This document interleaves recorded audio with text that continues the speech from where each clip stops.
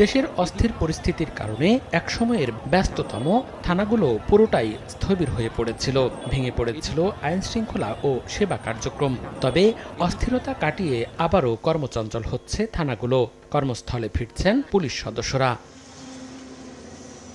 শনিবার সকাল থেকে রাজশাহী নগরীর ৩টি সহ জেলার ৫টি থানায় স্বল্প পরিসরে কাজ শুরু করেন পুলিশ সদস্যরা। তবে অন্তত ৯টি থানার কার্যক্রম চালু করতে আরও সময় লাগবে বলে জানিয়েছেন পুলিশ কর্মকর্তা। বিচ্ছিন্ন কিছু ঘটনার জন্য আমরা আসলে একটু মনোবল আমাদের ভেঙে গেছে, আমরা অনেকটাই মানসিকভাবে দুর্বল হয়ে পড়ছি। আমরা এখান থেকে আশা করি ঘুরে দাঁড়াতে পারবো।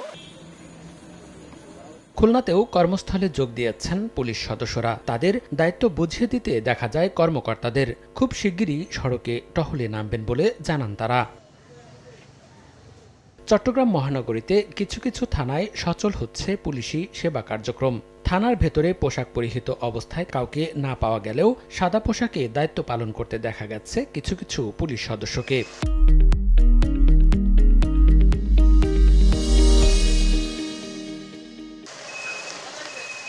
বরিশাল সহ দেশের কিছু কিছু থানায় সীমিত পরিসরে শুরু হয়েছে পুলিশের সেবা কার্যক্রম। থানার বাইরে টহল কার্যক্রম বন্ধ থাকলেও চলছে জিডি ও মামলা গ্রহণের কাজ।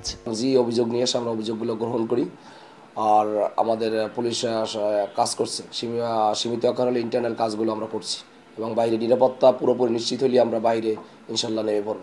যে কোনো অপ্রীতিকর পরিস্থিতি এড়াতে থানাগুলোতে মোতায়েন রয়েছেন সেনাবাহিনীর সদস্যরা।